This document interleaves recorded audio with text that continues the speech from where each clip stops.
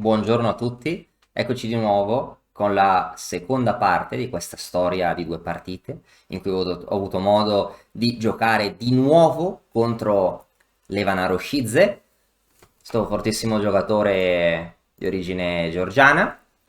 Qua, dopo la partita precedente avevo conversato con lui e lui mi aveva affermato con vigorosità appunto quanto amasse il riccio e come tutti cercassero di confutarglielo, ma nessuno ci riusciva.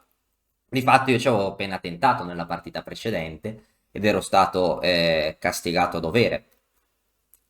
E diciamo che dopo quella partita ero abbastanza frustrato perché non sapevo cosa fare contro questa apertura, ma riguardando la posizione a scacchiera senza computer, riposandomi tra un torneo e l'altro, ho potuto notare qualcosa che non avevo mai visto nella scacchiera bidimensionale, qualcosa che davvero sarebbe appunto stato opportuno analizzare.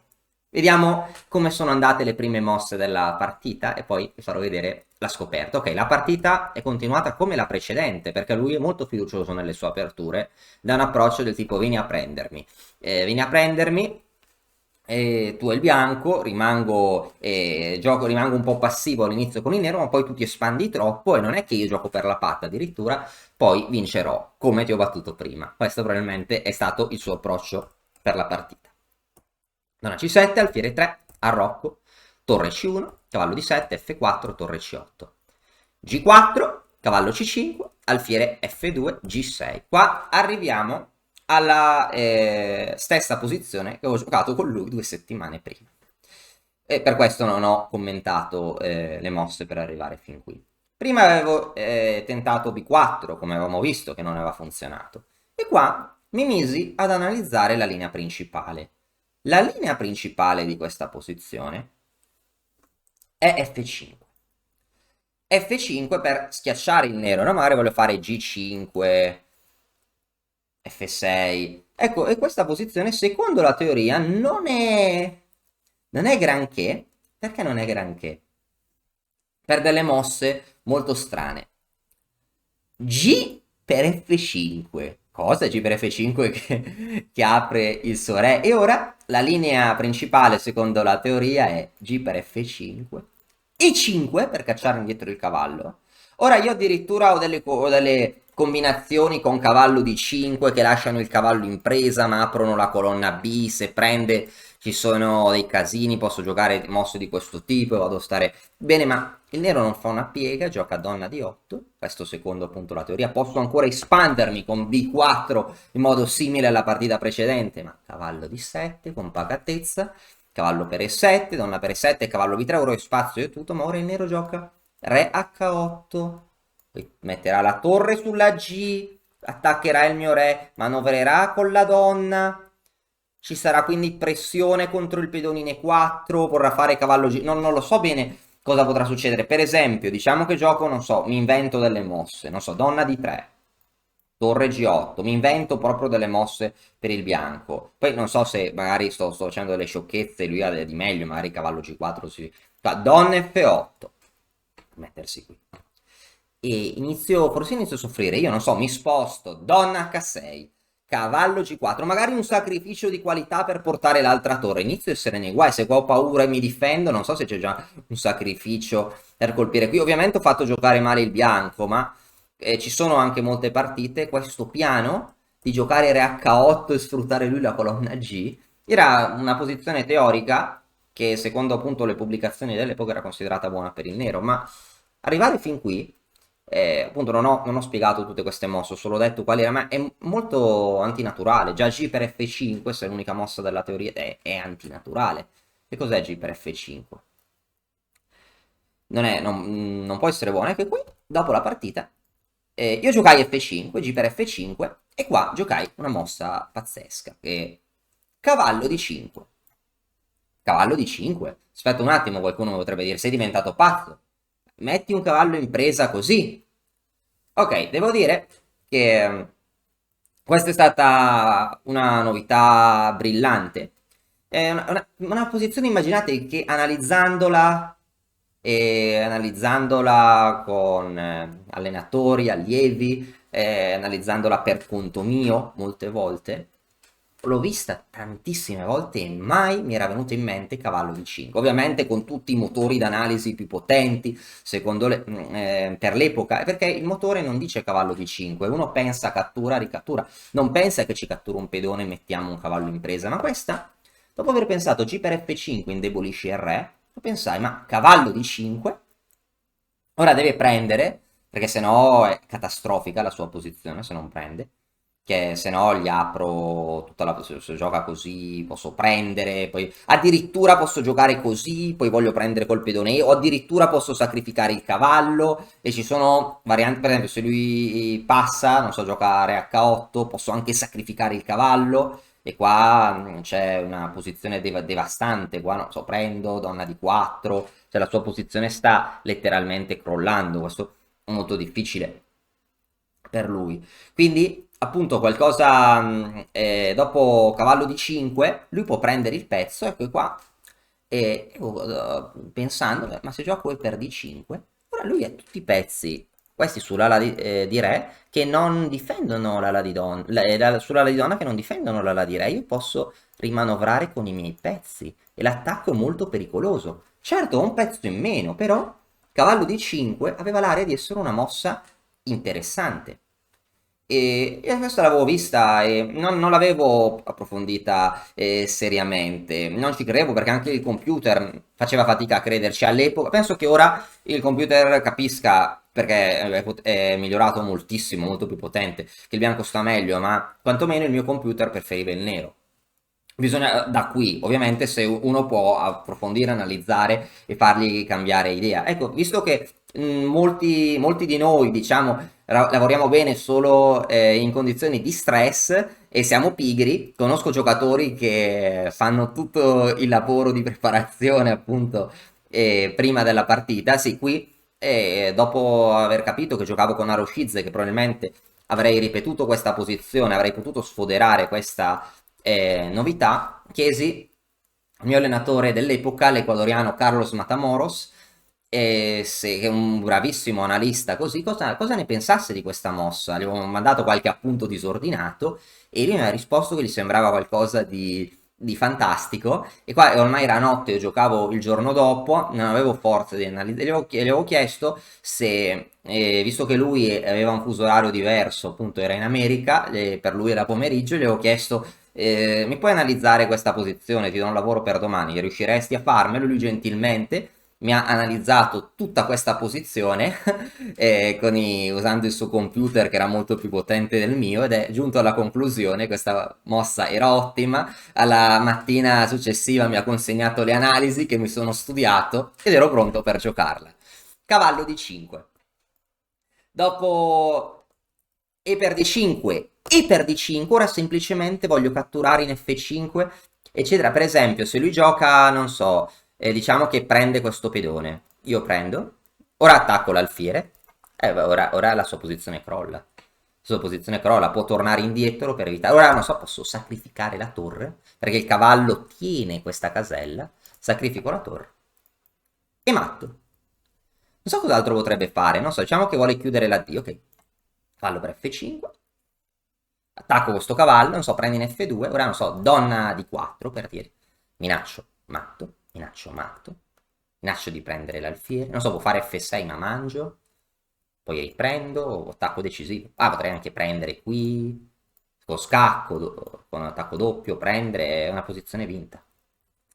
E quindi questa posizione è molto molto potente. Anche se lui gioca F per G4, dubito molto che una cosa di questo tipo funzioni, perché posso giocare cavallo F5, l'alfiere è attaccato, poi alfiere di 4, e la posizione nera dovrebbe essere pessima. Non penso proprio che funzioni, non penso che sia giocabile. Quindi in questa posizione il nero ha giocato una delle mosse migliori, lui era comunque forte, ha giocato torre e 8 per difendere l'alfiere e farlo passare in difesa. Qua giocai cavallo per F5, gioco posizionalmente ancora, e dopo alfiere F8, ecco qua, adesso In realtà l'avevo deciso prima della partita. Allora, sapevo che la mossa obiettivamente migliore. Ancora, diciamo che ancora c'è un riferimento, no? Al gioco, ai sacrifici, al Harakiri, un corso appunto che abbiamo fatto con l'Accademia di Matto Scacco e che raccomando tantissimo sul gioco posizionale. Dopo aver sacrificato, sarebbe stato possibile torre F1 per mantenere. Chiaro, questa era l'idea principale di Carlos nelle sue analisi che mi aveva appunto inviato prima della partita, su cui qua posso giocare posizionale, giocherò G5, alfiere D4, quando scaccio il cavallo donna H5 con attacco devastante. Ma qua per questa partita l'avevo già deciso prima, sia per studiare di meno, sia per tenere in serbo la novità Torre F1 per futuri incontri, che poi non ci sono più stati perché non mi hanno più giocato questa variante, purtroppo. Ho giocato alfiere D4, che forse non è la mossa migliore, forse ha delle difese molto sofisticate da computer che gli danno la parità, ma sapevo, cioè, non è che sapevo, ma calcolando, cioè, pronosticando le probabilità pensavo che non riuscisse a trovare la difesa corretta. Dopo alfiere di 4, ecco qua per esempio, sì, forse torre per E1 era un po' meglio, anche se porto sempre la donna in attacco, il bianco posso portare anche la torre in attacco, il cavallo in presa, sembra che il nero sopravviva giocando cavallo F7, io ho varie idee, posso giocare anche B4, posso giocare donna E3 e ho un attacco molto forte, anche se il nero probabilmente dovrebbe riuscire a pareggiare. Per esempio una variante che posso giocare per vincere con B4, se voglio posso fare patta giocando in questo modo, se voglio. Cioè ho sempre il perpetuo in tasca, se voglio, poi probabilmente posso cambiare. Ma qua l'avversario ha giocato cavallo FD7, che probabilmente è cattiva, qua ho catturato, ho giocato B4, il cavallo non ha buone case. Se recupero il cavallo, sto meglio, posso attaccare gratis. Ero giocato cavallo e 4, ecco, ora qua non mi ricordavo più nulla, ma gioco bene. Qua inizio a pensare. Anzi, no, in realtà già da cavallo di 7 non l'avevo vista e qua stavo già pensando. Prese e B4, gli ho giocato cavallo e 4, ma su unica donna e 1. A questo punto minaccio il cavallo. Quindi cosa può fare? Se gioca cavallo di F6, gioco donna H4, minaccio il cavallo, minaccio G5, i cavalli fanno fatica a difendersi tra di loro, su donna D8, G5 probabilmente va già bene, ma anche torre F1, accrescendo ancora di più la pressione con idee di G5, con idee varie, la posizione nero collassa. Ho giocato cavallo F6, cavallo F6, ho giocato donna H4, e qua minaccio il cavallo, non ci sono praticamente difese, minaccio di andare in G5, davvero la sua posizione è critica. Ho giocato torre E5, che è l'unica mossa, ecco a questo punto io ho catturato, di per E5, ecco ora il materiale è pari, perché ho la qualità dei pedoni, lui ha due pezzi leggeri, ma ora devo agire prima che lui abbia tempo di organizzarsi, se no, se gioco impreciso ho già avuto modo di vedere cosa succede. Ora c'è bisogno di continuare l'attacco, vorrei attaccare il pedone in H7, vorrei portare l'alfiere in E4, ma per far questo devo scacciare il cavallo, quindi G5. Ora in caso di cavallo E8 posso giocare alfiere E4 e qua non dovrebbe esserci nessuna via di scampo. Il nero qua ha deciso di giocare cavallo per D5, sfruttando che il mio pedone è inchiodato, non posso prendere perché sennò per... Ops, questo è uguale, se prendo in D5 prende e non posso prendere perché perdo la torre con scacco, sarebbe molto spiacevole. Ma dopo cavallo per D5 ignoro e gioco alfiere E4. Ora ho un attacco raggi X contro H7. Ora la mia idea, per esempio se lui non fa nulla, diciamo che lui fa, non so, diciamo cavallo per B4, però scappo di scoperta e voglio prendere in H7 alfiere per E7, donna, no, donna per H7, è scappata la mossa, re F8, donna H8 e il re non ha caselle perché è bloccato dal suo stesso alfiere. Quindi qua vinco.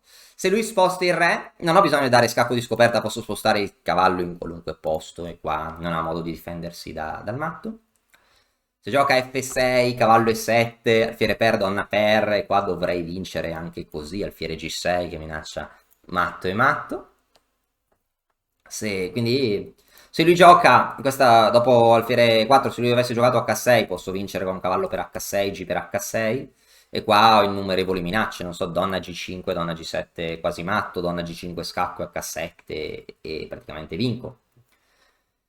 E la posizione nera è ormai indifendibile. Se prova a anticiparmi, donna qui, come fa ad evitare le minacce? E qua in questa posizione, dopo alfiere 4, lui ha provato a giocare alfiere per V4. A questo punto Ho dato una mossa che praticamente lo fa abbandonare. Ecco, io non ho giocato cavallo e 7 scacco, perché ora che non ha l'alfiere qui può prendere in E7, ora con l'alfiere in F8 sarebbe matto, qua non lo è, e quindi riesce a tenere, no? E a vincere anche, proprio materiale. Quindi qua l'ultima mossa precisa, dove che lo abbandona. Donna H6, 2 punti esclamativo. Minaccio matto, 2 punti esclamativo, no, scherzo, 2 punti esclamativi. È la soddisfazione, in realtà non è una mossa, non è una mossa che merita 2 punti esclamativi, è una mossa normale, l'unica perché sennò perdo. Però dopo questa scarica di stress, a questo punto ho visto Donna H6, la partita è finita. Ecco qua su alfiere C5, scacco re H1, non ha più scacchi, e anche se gioca alfiere F8, o anche se gioca donna C5 scacco, re H1 e donna F8, ora sì che un pezzo in F8 blocca il re nero, posso giocare cavallo E7, deviazione, su cavallo per E7 donna per H7 matto, su donna per E7 donna per H7 F8 e donna H8 matto. E mi ero abbandonato, quindi qua in sole 28 mosse sono riuscito a sconfiggere, a prendere la rivincita contro questo fortissimo avversario. E ero stato molto felice appunto di aver trovato, ma più che altro non tanto per la vittoria, che alla fine uno vince e perde, no? Sempre quanto per la creatività di aver trovato questa cavallo di 5, perché poi ovviamente era analizzata col computer, perché tutti analizzano col computer, non si può non analizzare col computer in apertura perché sennò gli avversari hanno troppo vantaggio. Ma c'è stato il merito appunto di essere una mossa che i motori dell'epoca non vedevano, quindi ho avuto la creatività di trovarla e questo è un esempio di creatività anche per quanto riguarda lo sviluppo della teoria dell'apertura. Dopo aver giocato una variante, dopo aver accumulato esperienze, dopo avere perso anche, dopo aver sofferto, uno deve migliorare il suo gioco, rialzarsi e continuare a creare miglioramenti. Ecco perché appunto quando studiate, quando cercate di apprendere e migliorare in questo gioco è molto importante analizzare sempre, rianalizzare le vostre partite di torneo, cercare miglioramenti. Va bene, spero che la storia di queste due partite vi sia piaciuta e speriamo di vederci presto. Grazie. E ora per continuare che cosa posso fare? Beh, innanzitutto ti consiglio di iscriverti al nostro canale in modo tale da non perderti le nuove video lezioni. E poi puoi vedere il video che è stato più cliccato in questa settimana. Ci vediamo, ciao!